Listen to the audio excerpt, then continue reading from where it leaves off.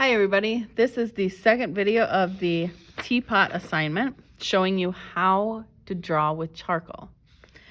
Okay, so the last time we were here, we laid out our composition, we set a ground on the background, we smudged in on top of the teapot, the spoon, and the table, and we flipped to the next page and did a value scale and then labeled it, just like the document that is attached to this assignment, okay?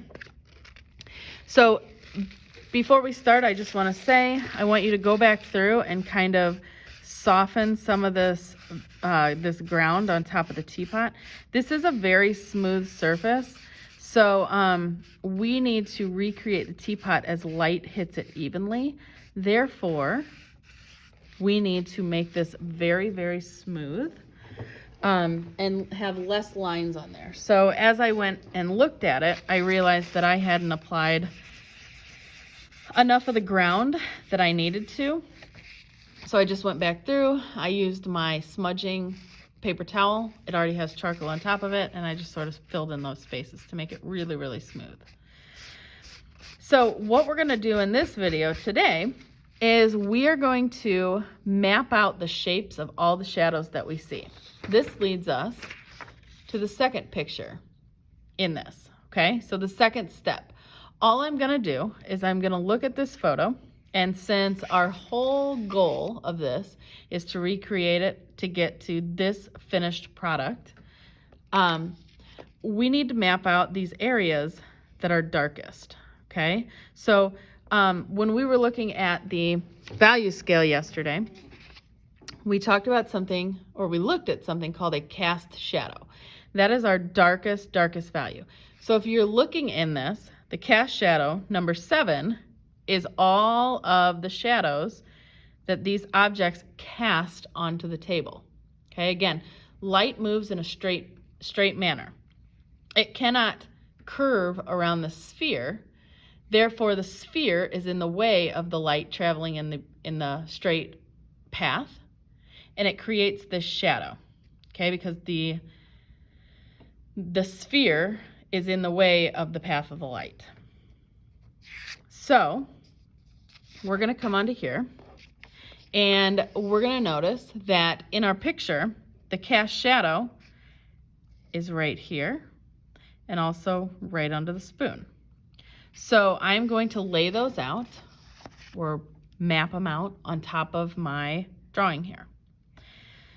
Okay, so I'm just gonna start by drawing on top of the table in the same sort of manner that I see it in the photograph. Okay, and I have my reference photo out in front of me. This cast shadow comes lower on the plane than the teapot does. So this is gonna be my exact shape in the exact place on my table. Okay, so it's gonna come a little bit lower on the plane than the teapot, and then it comes back and connects to the teapot about in the center of the teapot. And the reason that I know that is because I looked at my reference photo. Okay, here's about center of the teapot, and here's where the shadow ends. The spoon also overlaps on top of this slightly in the photograph. So my spoon ends here, and it's right kind of overlapping this cast shadow. So there is one of my shapes. Oh, and I forgot this little extra piece that comes out over here. So I'm gonna add that too. And then I'm gonna add it underneath the spoon in the same manner that I see it in the reference photo. Okay, and I see it kind of come under here like this.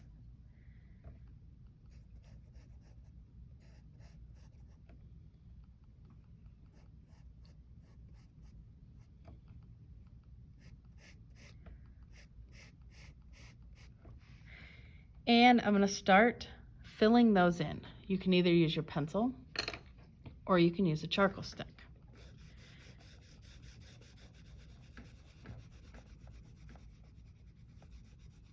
So everybody should be doing this at this time.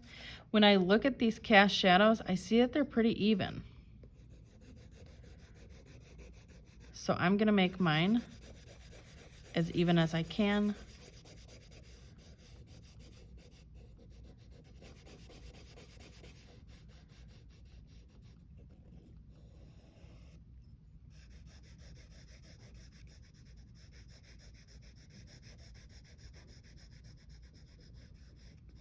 Okay, I'm making it really clean against the edge of the teapot.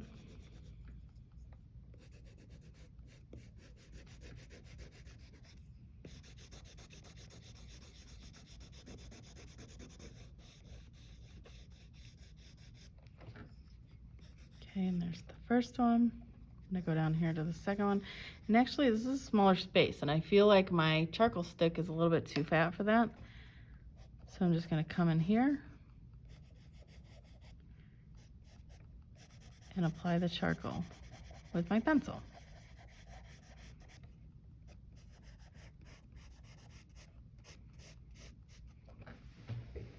Okay. Now, there are some spots on our teapot as well. And all I'm gonna do, looking at my reference photo, is I am going to, and actually they did it in the first step, so it might be a little bit easier to see here. I'm just gonna map these shapes out, okay? We also see a reflection of the spoon. It's not perfectly how you see the spoon because this teapot is rounded and won't reflect it back perfectly, but it gives you the illusion that the spoon is being reflected off of that shiny teapot. That's how we know it's shiny. We also know it's smooth because the light is hitting it in an even manner. We don't see little divots like we do in the bottom of the spoon down here. Okay, we know this is a rough texture. Excuse that bell. We know that this is a rough texture because the light is hitting it in an uneven manner versus how it is hitting the teapot evenly, even though you see different shades on top of it, okay? So I'm gonna come through and I'm gonna add the same shapes that I see on the teapot. And, well, we'll get to that in a second.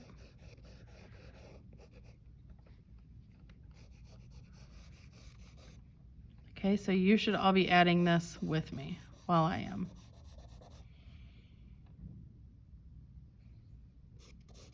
I'm just recreating what I see on the photograph.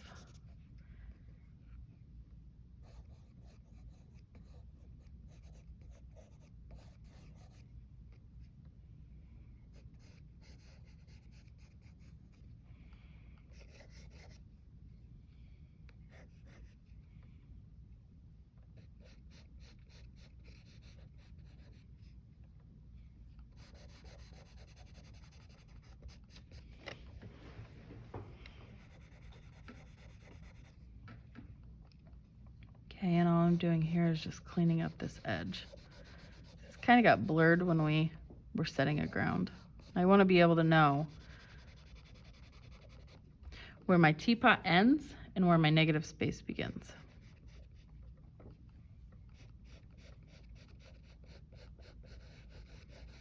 Okay, I'm not outlining it, but I am going to take a blending tool.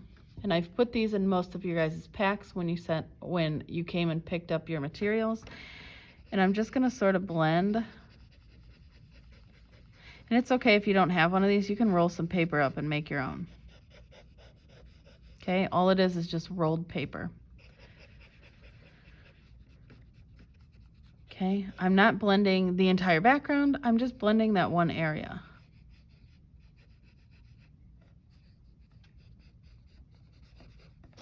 All right, so then the next step is if I look at my picture, here's our final product that we're striving for. So I'm gonna work on this one area. And when I'm looking at that one area, I'm not seeing the entire thing drawn in a really, really dark manner. It's actually slightly lighter than this cast shadow. Okay, so when we're doing this, we're not gonna go cast shadow dark, maybe we go core shadow dark. And I am going to start applying it as I see it, just how you see it in step 1 and step 2. However, I'm not going to do the entire space because I do see that there are lighter areas within that triangular form. So I'm going to start by what it says to do in step 2. Okay. We already have our shapes mapped out. They're not very dark because I never want to see this outline in the end. But we're going to start applying it as we see it. Okay, so even you could fill the whole shape in kind of in a medium tone, or let's do a shadow dark. Okay, I'm not going up to the edge of the teapot because in my reference photo, it's lighter on the edge.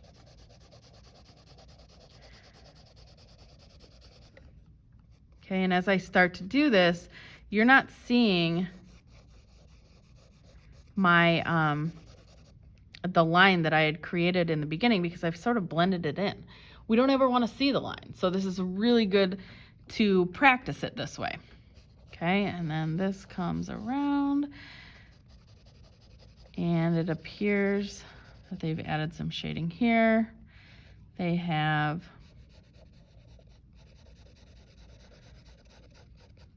added some shading here. Oops, I went too far. The good thing about charcoal is it can be erased, which is going to lead us to our next step. Okay, now right here on the teapot in the photograph is slightly darker, so I'm going to make it darker on mine. Right here on the teapot is slightly darker. So again, all I'm doing is just adding more layers to that area that needs to be darker. And then down here as well. And I'm still just on step 2, so it's really just telling me what I'm supposed to do. These are kind of, you're going to use these as like your words. If a manual told you what to do with words, this is slightly like your charcoal manual, okay? Or this teapot drawing manual. It's telling you what to do. You just have to decipher what it's saying and then apply it. Okay, down here is kind of darker. The spoon is colored in a darker manner. Underneath this ring up here, it appears to be darker, a little bit thicker of a line.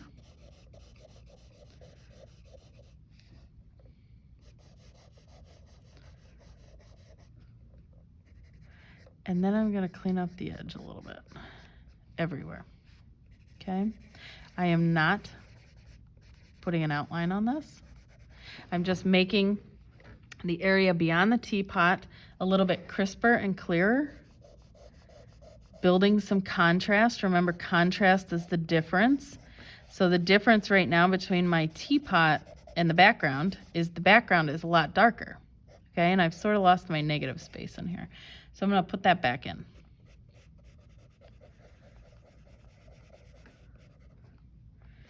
Right here, it looks like we have an outline. We never want to see an outline. So I'm just going to work to blend that out. So it looks like it's just the background versus seeing a line that shows the difference between the teapot and the background.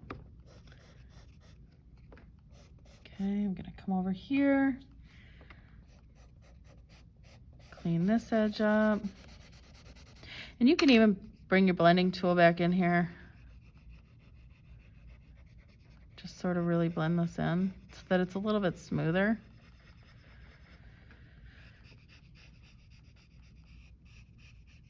Okay, when we blend with charcoal, we never want to do a big area. You just want to do small areas because you don't want things to blend into one another. You want to keep the contrast of the teapot versus the background, or the positive space versus the negative space.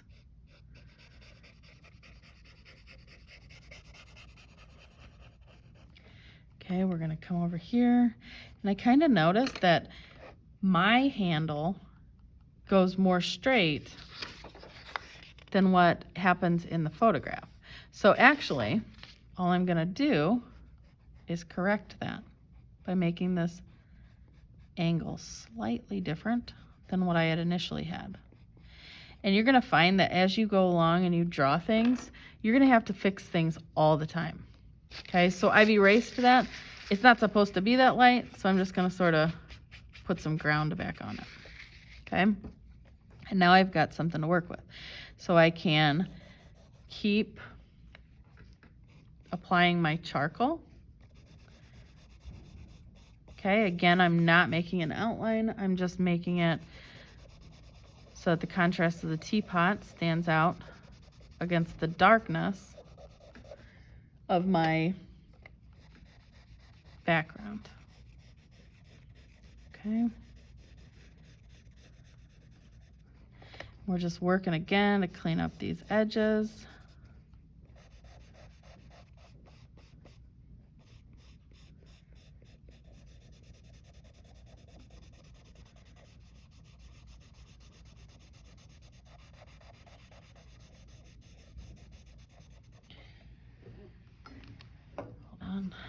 Now, when you're sharpening these, my suggestion is to use a handheld sharpener just like this. The sharpeners that you find in the walls, like the ones that you crank with your hand, tend to eat the pencils up a little bit too fast. So if you have a handheld sharpener at home, that's the best thing to use for this. Okay, so we're gonna keep going along. All I'm doing right now is just making sure that there aren't any areas that I've missed, that I need to clean up, that I need to make darker.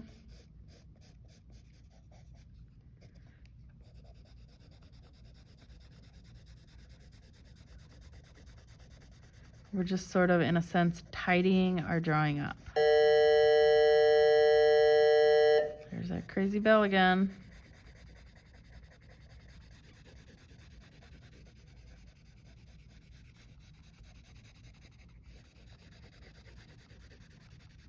Okay, I'm making this area just a little smoother. And what I mean by that is you see all these little white speckled areas.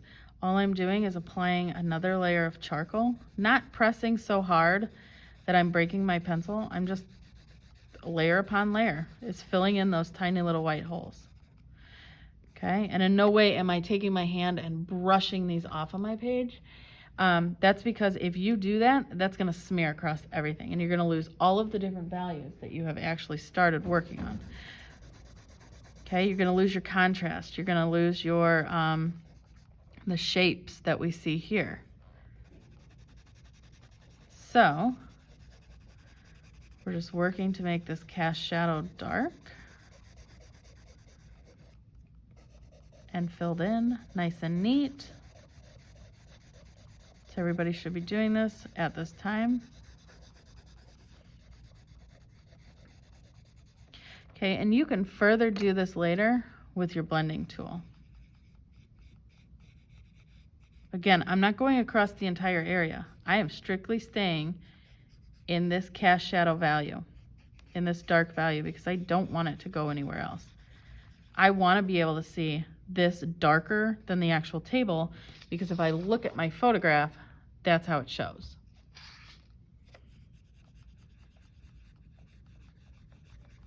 Okay, so I'm just going to keep going on.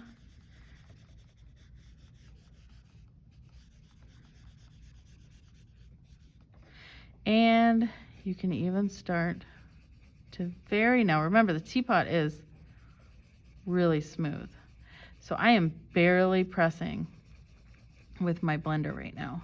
And all I'm doing is just sort of making it so that it appears to be a little bit smoother, okay, than what it was when I laid this out.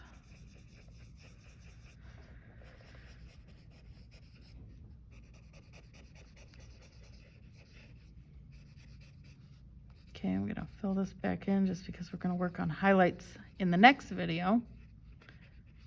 And you can go along the edge too, where you cleaned up the edge, and just sort of clean it up a little more, make it a little more blended.